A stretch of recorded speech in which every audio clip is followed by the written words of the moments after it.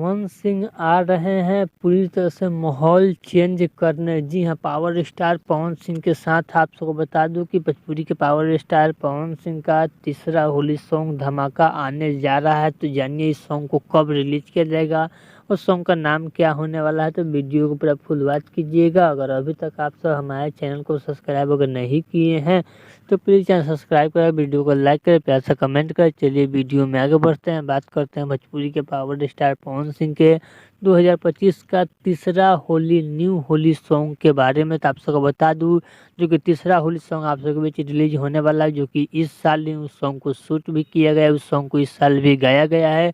ये पिछले साल का सॉन्ग नहीं है। जो कि आपको बता दूं इस सॉन्ग को वीडियो डायरेक्टर हैं बद्री झा। जी हाँ, जो कि सारेगामा के साथ में काफ़ी दिन काम किए बद्री झा, उन्हीं को डायरेक्टर में इस वीडियो को बनाया गया, जो कि power star Pawan Singh song को गाए हैं।